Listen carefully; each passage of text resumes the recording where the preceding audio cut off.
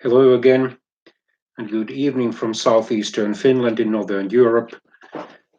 Using the Wikipedia article in English as my main source, although of course I can add details based on my knowledge of general history, for example, the Grimberg History of Nations, and maybe also the British produced Chronicle of the Second World War. I'm going to read selected events from July 1939, so 80 years ago to the month. We, of course, know that the escalation of conflicts building up to the official breakout of the Second World War in Europe, which occurred on September the 1st, 1939, were well underway as the conflict officially over Danzig, which was then a self-governing free city under the League of Nations protection and was not possessed officially either by Poland or by Germany. But anyway, that city created conflicts between Germany and Poland because Germany wanted to annex it, justifying it on the basis of the national self-determination, because a great majority of Danzigers at that time were Germans. And then also Germany had demanded as early as in 1937 or requested Poland for the permission to build a railway and then a highway across the Polish corridor from the mainland Germany to East Prussia, which through the recreation of Poland as an independent country in 1918 and 1919 had become a German exclave. Poland had refused both of these requests or demands, fearing that, or all of them, fearing that accepting them would basically reduce it to a client state, already because of the fact that the highway and railway which Germany proposed to be built across the Polish corridor from mainland Germany to East Prussia would have become German territory, and a great majority of the Polish external trade passed through Danzig because Poland had transit and trade privileges. In Danzig, it also had its own post office, and it maintained a military garrison in the Westerplatte Peninsula on the coast of Danzig. Also, Hitler's propaganda machine was fabricating stories of a widespread persecution and even killing of innocent ethnic Germans in Poland. While there definitely was discrimination against the German minority in Poland, that was by no means restricted to the German minority.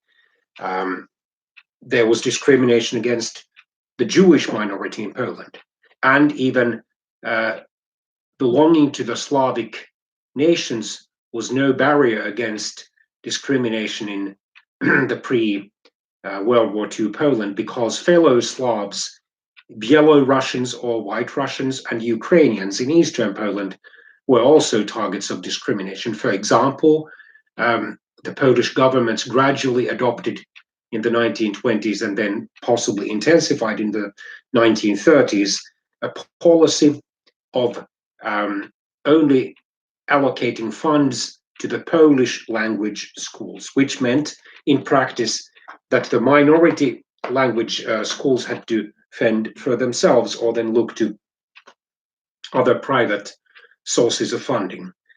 For the German language schools in Poland, this was not such a great hindrance because Poland's German-speaking minority was, generally speaking, somewhat wealthier, already because of the existence of many businessmen and entrepreneurs, or business people and entrepreneurs. For the Jewish minority in Poland, because of the close network of social relationships and charity, this was not such a big problem, but it was a problem for the Byelorussian and especially the Ukrainian minorities, because those minorities were notably poor. and Eastern Poland was much poorer between the First and Second World War than was Western Poland. But let's go to the events now.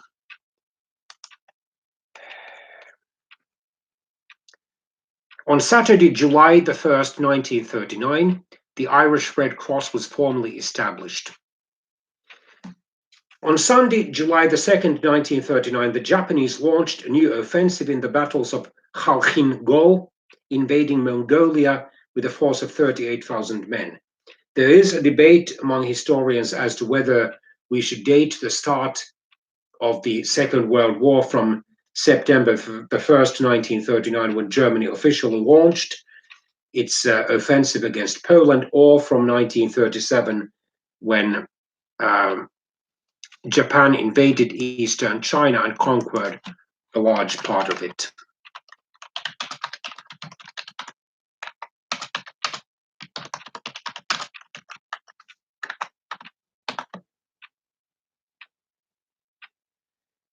And already back in 1931, Japan had conquered Manchuria, a large historical province in northeastern China, and made it a puppet state, nominally independent, but in practice held by and occupied by the Japanese. After all, Japan occupied the Korean peninsula.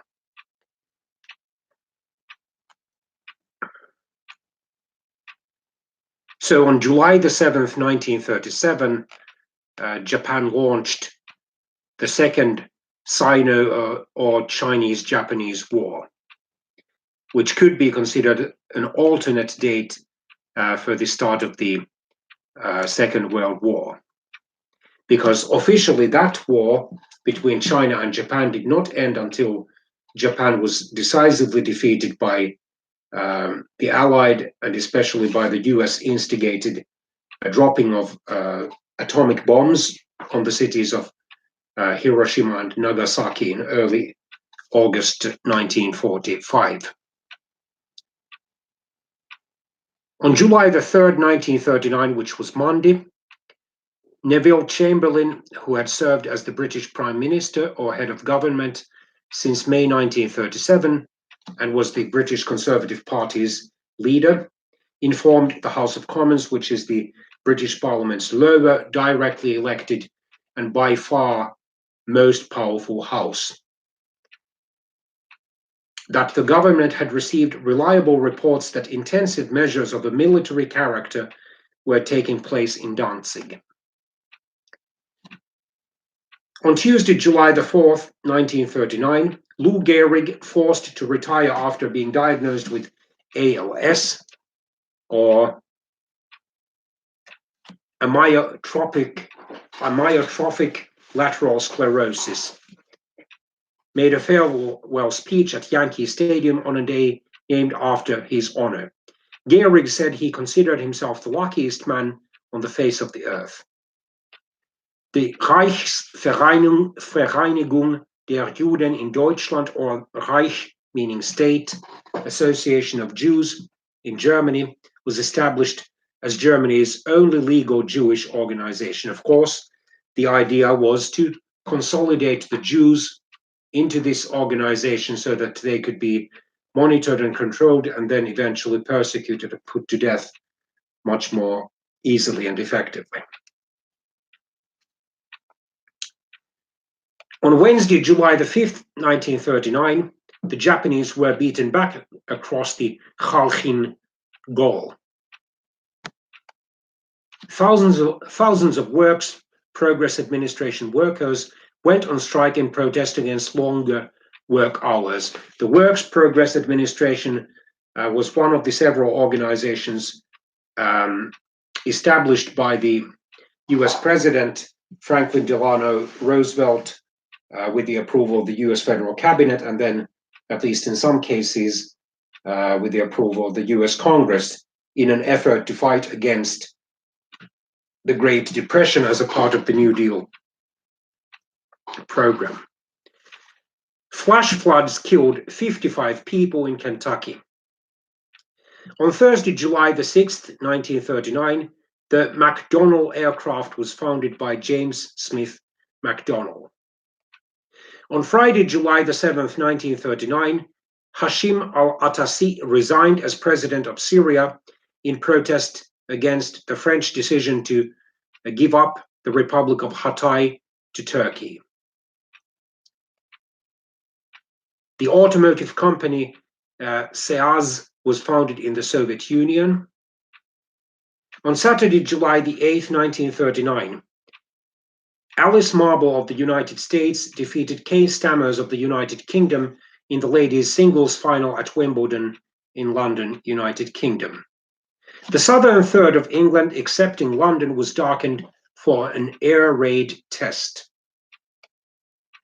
On Sunday, July the 9th, 1939, thousands of Nazis held rallies in Danzig. The district leader, Albert Forster, declared that he was confident of Hitler's power to liberate the city and demanded that Poland give up privileges of storing arms in a munitions depot on the Westerplatte. On Monday, July the 10th, 1939, in Spain, which had been ruled officially since April 1939 by the fascist or extreme right regime of General Francisco Franco, Mr. Julian Besteiro was sentenced to 30 years imprisonment for aiding rebellion. On July the 11th, 1939, which was Tuesday, the U.S. Foreign Relations Committee in the United States Senate voted 12 to 11. I assume it was in the United States Senate, although it could also be, yes, okay, it was in the Senate. To defer, that is to put off or postpone discussion of revising the Neutrality Act until the next session, scheduled for January 1940.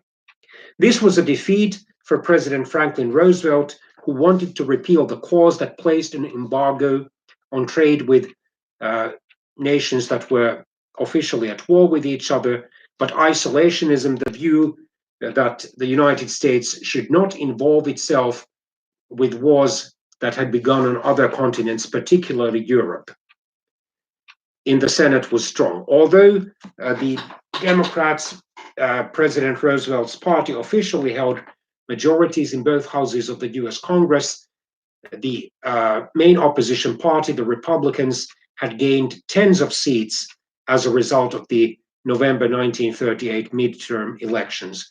And indeed, for the rest of his presidency, Franklin Roosevelt had to make deals and alliances quite much because he could no longer rely on those massive Democratic majorities that had existed in the US Congress from 1933 to 1939. On Wednesday, July the 12th, 1939, Mr. Dino Grandi was recalled as Italy's ambassador to Britain. The British government was snubbed by not being given any formal notification. On Thursday, July the 13th, 1939, two French newspaper executives were charged with espionage and taking money from the German government to publish defeatist propaganda. On Friday, July the 14th, 1939, President Roosevelt said that the Works Progress Administration strike was illegal because there could be no strikes against the US federal government. Hundreds of British troops joined the French in the Bastille Day parades marking the 150th anniversary of the storming of the Bastille, which also is celebrated as the French National Day and the official start of the Great French Revolution, which lasted from 1789, according to some people, until 1798, or then until General Napoleon Bonaparte's coup d'etat in November 1799. This was anyway the first time that Britain and France held military demonstrations together since the First World War. On Saturday, July the 15th, 1939, the Manila Broadcasting Company first went on the air in the Philippines as KZRH. On Sunday, July the 16th, 1939, the British fascist leader, Sir Oswald Mosley, gave a speech in the Earl's Court Exhibition Centre, attended by over 20,000 people. He presented a plan that he said would bring peace in our time and our children's time, maybe to some extent copying the British Prime Minister Neville Chamberlain, who had declared at the end of September 1938, when returning from the Munich conference in Germany and waving that declaration, which he and the German Nazi dictator Adolf Hitler had signed, claiming that that paper would guarantee peace for our time. This plan demanded that Britain not meddle with conflicts in Eastern Europe, that the Western European countries disarm themselves, that Germany be given back the colonies which it had lost as a result of the Treaty of Versailles 20 years earlier, and that the British Empire mind its own business. He declared, or asked, why is it a moral duty to go to war if a German kicks a Jew across the Polish frontier, therefore mockingly dismissing the great humanitarian disaster that had occurred on for which had afflicted thousands of German Jews on the one hand and thousands of Polish Jews on the other hand, because both Germany and Poland had, in the autumn of 1938, effectively disenfranchised thousands of their Jewish residents. The German side, the German authorities had deported thousands of Jewish residents, stripped of their citizenship, to the German-Polish border, while Poland had declared that thousands of Jews who had been living there for a certain period of time were no longer welcome to live there. And this continued then in the late autumn rains and cold weather for weeks or even until the start of the winter. But eventually, if I remember correctly,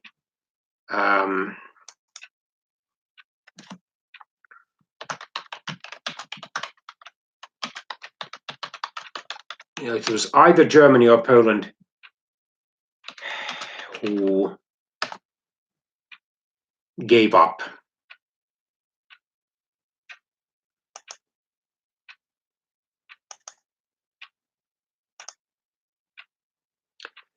Yes, I found this website, https://www.holocaust.cz and so forth. So Jews from Eastern Europe, mostly from Russian or Soviet later, and Polish territory, had been coming to Germany since the 19th century, driven from their homes by anti-Jewish laws, pogroms, and poverty. In 1938, there were approximately 50,000 Jews with Polish citizenship living in Germany. Not infrequently, they had been settled there for several generations. Many had been born in Germany and considered it home. And as we know from general world history, in March 1938, Germany annexed Austria under the so-called Anschluss. The Polish government was then afraid that the approximately 20,000 Austrian Jews with Polish citizenship would flee back to Poland, which also tragically was practicing a number of anti-Semitic policies and discrimination, although there was no widespread killing of Jews. However, violence against Jews, physical violence and verbal violence, was much more common than actual killing of Jews there. Thus, it suspended the validity of all Polish passports whose holders had been abroad for over 5 years, and this hit hard those expatriate Polish Jews. This law took effect on March the 31st, 1938, but only 6 months later, after the Munich Agreement, which annexed the western borderlands of Czechoslovakia, heavily populated by ethnic Germans known as the Sudetenland, that a decree was issued allowing the passports of all Poles living abroad to be checked. After October the 31st, 1938, the people who held Polish passports issued abroad were only allowed onto Polish territory if their passports contained a special note made by Polish consulates. In this way, most of the 50,000 Polish Jews settled in Germany would lose their state citizenship overnight. After the German-Polish talks failed, the German Foreign Ministry handed over the whole affair to the Gestapo, the notorious and brutal German secret police, which on October the 27th, 1938, started forcibly deporting Polish Jews over the Polish-German border. In some places, only the men were deported, since the Nazis expected they would be joined by their wives and children all the same, while in other places, women and children were deported as well. Those arrested included old people, some of whom died during deportation. There were also suicides. The arrested Jews were forced through threats and violence to illegally cross the border into Poland. Approximately 17,000 people were expelled in this way. However, the Polish authorities refused to allow them to settle in Poland, so most of them had to live for many long weeks in no man's land or the Polish border area. In most cases, they were driven into the surroundings of the Polish towns of Zbaszyn and Bytom. Bytom was formerly known as Boyten. It's a city in southwestern Poland. In Zbaszyn, according to various sources, between 6,000 and 10,000 Jews gathered in the space of a few days. A large refugee camp was created in Zbaszyn with help from Jewish aid organizations. The refugees' personal freedom was obviously restricted. Not until the end of November 1938, the Polish authorities decided to disband the camp and allow the refugees to settle in Poland. With the help of Jewish communities and organizations, many of them managed to arrange travel visas and to leave the country or to settle in Poland. After talks with the Polish authorities, the Nazis allowed the temporary return of a small group of men so they could put their affairs in order in Germany. Finally, the Polish authorities also permitted the arrival of the family members of Jews expelled at the end of October 1938. Obviously, this crisis strained the already negative relations between Germany and Poland, and in April 1939, Germany would revoke unilaterally the 10-year non-aggression treaty which it had signed with Poland in 1934. Among those Jews sent to Zbaszyn was the Grinspan or Grünspan family, whose son Herschel was living in Paris at the time and decided to draw international attention to the expelled Polish Jews' plight. He shot a German diplomat, Mr. Ernst von Rath, with a pistol, seriously wounding him, which led to his death a few or some days later. The Nazis used von Rath's assassination as a welcome pretext to unleash the anti-Jewish pogrom known as Kristallnacht, or the Night of Broken Glass, on the night of, I think, November the 10th or 11th, 1938. The case of the Polish Jews expelled from Germany shows that Jewish refugees were having more and more difficulty finding a refuge from persecution. Not only Poland, but other countries were closing their borders in an effort to prevent a flood of Jewish immigrants.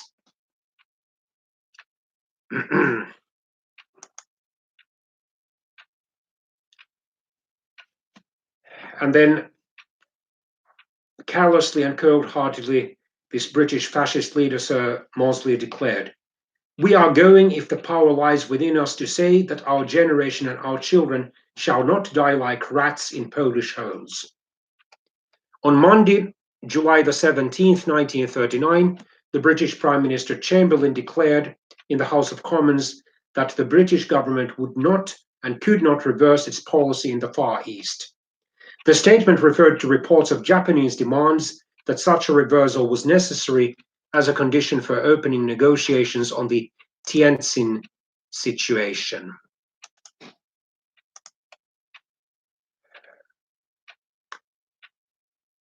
It was an international incident created by a blockade by the Imperial Japanese Army's Japanese Northern China Area Army of the British settlements in the North China Treaty Port of Tientsin, or modern-day Tianjin, in June 1939.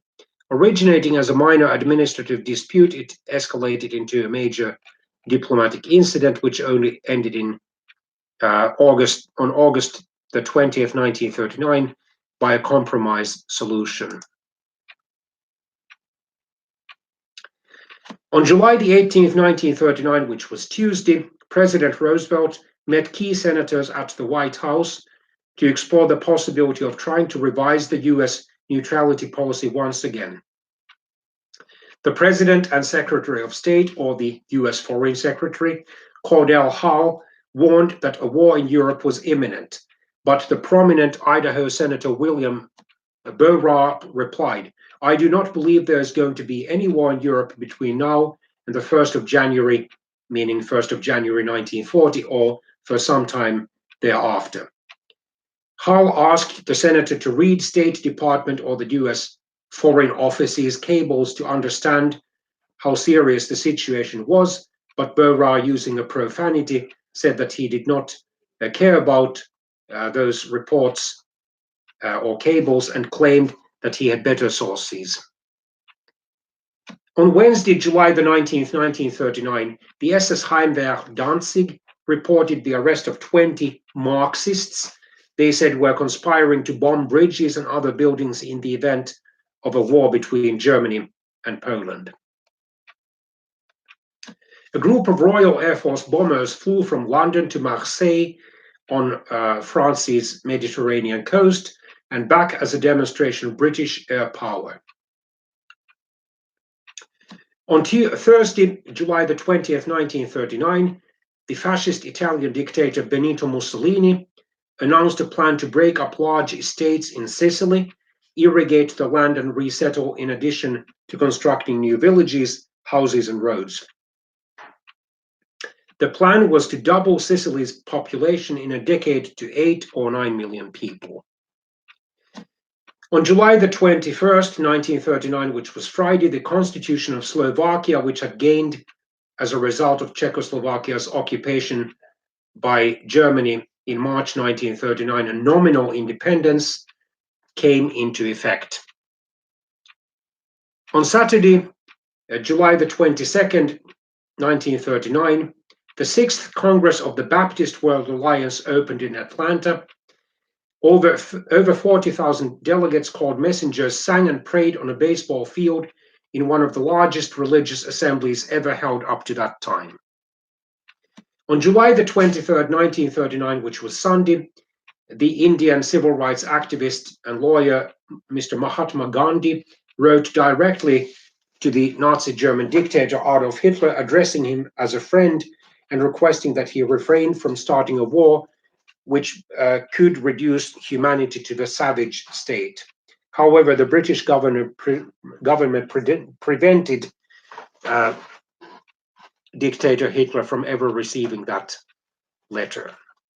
On Monday, July the 24th, 1939, during the reading of a bill designed to crush IRA activities, Home Secretary Samuel Hall announced the police discovery of a document known as S-Plan. He read excerpts from the document that included plans to sabotage airplane and munitions factories and damage supplies of water and electricity.